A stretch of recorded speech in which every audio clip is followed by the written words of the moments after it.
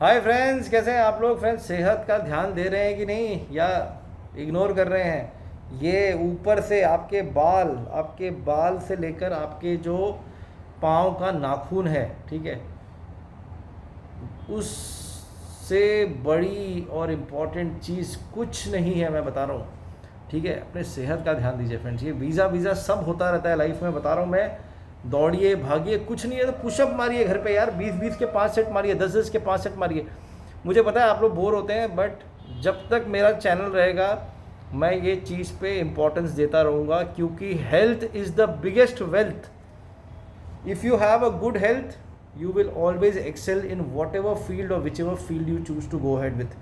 Okay friends, तो आज का जो वीडियो है फ्रेंड्स वो है मेट्स वीज़ा पे।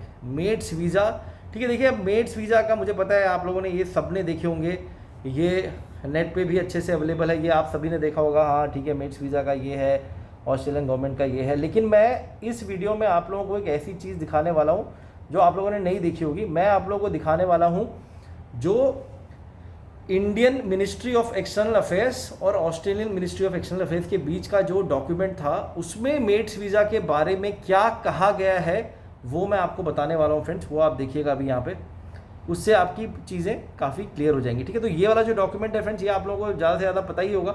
ठीक है, एक बार इस पर भी मैं जल्दी से बात कर लेता हूँ अगर जिन लोगों को नहीं पता है। ठीक है, ये हो गया यहाँ पे। ठीक है, क्वालिफिकेशन आपको देखनी है तो ये केवल यही लोग जो हैं इसी फील्ड वाले अप्लाई कर सकते हैं, बाकी फील्ड वाले अप्लाई नहीं कर सकते। एज आपकी 30 साल होनी चाहिए on the date of application, या उससे कम चलेगा। ठीक है, बाकी ये क्वालिफिकेशन यहाँ पे लिखा हुआ है। ठीक है, अब जहाँ तक मैंने आपको बताया कि मैं आपको वो डॉक्यूमेंट दिखाऊंगा। ठीक है, वो डॉक्यूमेंट देखिए फ्रेंड्स अभी।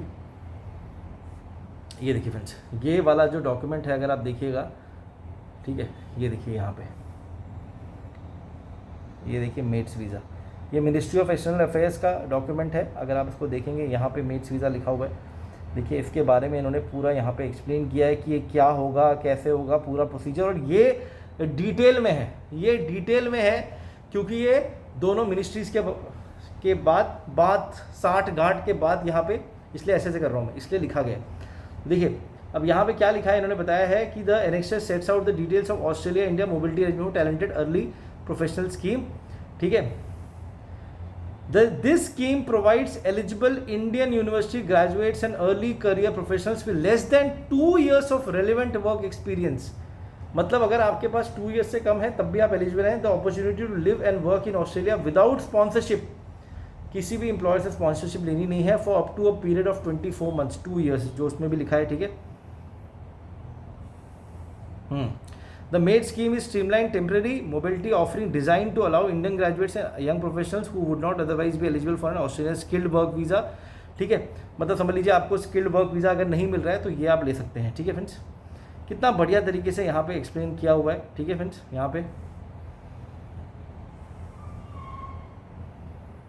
अब देखिए यहाँ पे बताया है कि इसमें जो the cap will be regularly reviewed by the joint working group with reference to ongoing evaluation. Dependent visa holders will not count towards the annual cap and will have unlimited work rights in Australia. मतलब आप समझ लीजिए वहाँ जाते हैं, अपने dependents को वहाँ लेके जाते हैं, तो उनके ऊपर ये 3000 वाला कैप नहीं है। ठीक है, आप जाके वहाँ पे आराम से आपका भी वर्किंग राइट्स होगा जो आपके डिपेंडेंट होंगे। देखिए यहाँ पे लिखा हुआ है, आप इसको पढ़ सकते हैं यहाँ पे। ठीक है फ्रेंड्स, बाकी यहाँ पे ये पूरा बताया हुआ है इसके बारे में, एंट्री एंड स्टे बताया हुआ है। ठीक है, आपके पास 12 महीने होंगे जाके वहाँ रहने के लिए। ठीक है, और इसमें पूरा बताया हुआ है कि कब से कब ये इम्प्लीमेंटेशन एंड रिव्यू, ये देख लीजिए पूरा यहाँ पे। अब देखिए फ्रेंड, मैं अगर पैराग्राफ पूरा पढ़ने लगा तो वीडियो लंबा हो जाएगा, इसलिए मैंने फ्लैश कर दिया है। अगर आपको डाउट होगा तो आप कमेंट्स में पूछ सकते हैं। डिटेल में गाइडेंस चाहिए तो मेरे व्हाट्सएप पे आप आ सकते हैं, व्हाट्सएप पे मैं आपको पूरा एक्सप्लेन करूँगा। अब देखिए फ्रेंड्स, ये हो गया आपका, ठीक है, ये पूरा आपका हो गया मेट्स वीज़ा का। ठीक है, अब आपको कैसे शुरुआत करनी है। अगर आपने मेरे वीडियो देखे होंगे तो वीडियोज़ में मैंने बहुत ही क्लियरली एक्सप्लेन किया था कि आपको क्या करना है फ्रेंड्स। शुरू में आपको अपनी एक इंटरेस्ट या फिर क्यूरी अपनी दिखानी है। तो कैसे दिखा सकते हैं आप, वो दिखा सकते हैं आप ईमेल करके। ईमेल कैसी करनी है मैंने वो भी आपको बताया हुआ था। अगर आपका पासपोर्ट नॉर्थ रीजन में इशू हुआ है तो ऑस्ट्रेलियन हाई कमीशन दिल्ली को आप मेल कर सकते हैं। ठीक है। और मेल कैसे करना है मैंने वो भी बताया हुआ है यहाँ पे, ठीक है, एक बार फिर से बता देता हूँ, ठीक है। और अपना इंग्लिश का जो स्कोर है, आपका जो टॉफल का स्कोर है वो लगाइए इसमें। आपकी जो रिसेंट डिग्री है, LORs बहुत इंपॉर्टेंट है, letter of recommendations are very important. The letter of recommendations can come from your professors, your bosses where you are working, or any genuine source whom you've connected with, so it will be a very good thing for you to have letter of recommendations. Then any work you have done with any NGO, किसी NGO के साथ आपने कोई काम किया है welfare के लिए, वो चीज़ें भी आप इसमें लगा सकते हैं, ठीक है। बेसिकली इससे क्या होगा कि आप अपनी एलिजिबिलिटी दे रहे हैं कि हाँ भाई मैं मेड्स वीज़ा में इंटरेस्टेड हूँ, मैंने मेड्स वीज़ा का नोटिफिकेशन पढ़ा और मैं चाहता हूँ कि मैं भी कंसिडर किया जाऊँ, ठीक है।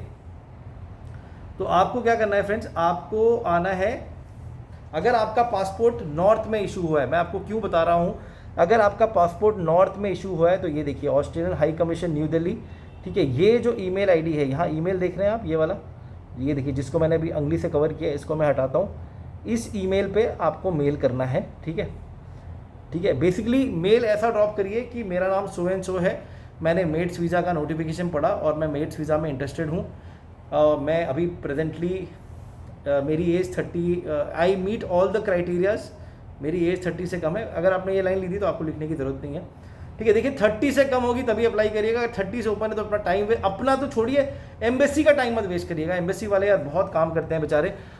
अगर आप 30 के ऊपर है तो प्लीज़, मैंने देखा है बहुत सारे 35 वाले मेल क्यों भेज रहे हैं यार, जब उसमें लिखा है कि 30 से कम, गलत बात है, ठीक है, ऐसा मत करिए, ठीक है। तो अगर आप 30 से कम है, इंग्लिश स्कोर है, डॉक्यूमेंट जो मैंने आपको बताया LORs हैं, भेज दीजिए, ठीक है।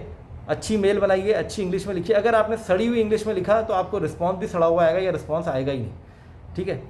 इससे एडवांटेज क्या होगा, जब आप मेड्स वीज़ा के लिए आप जब ये आएगा एप्लीकेशन जब भी सबमिट करिएगा तो ऑलरेडी एम्बेसी के पास आपका मेल होगा, तो आपके चांसेस अच्छे हैं, क्योंकि सीट्स केवल 3000 हैं, there are only 3000 seats, so you need to start now, ठीक है।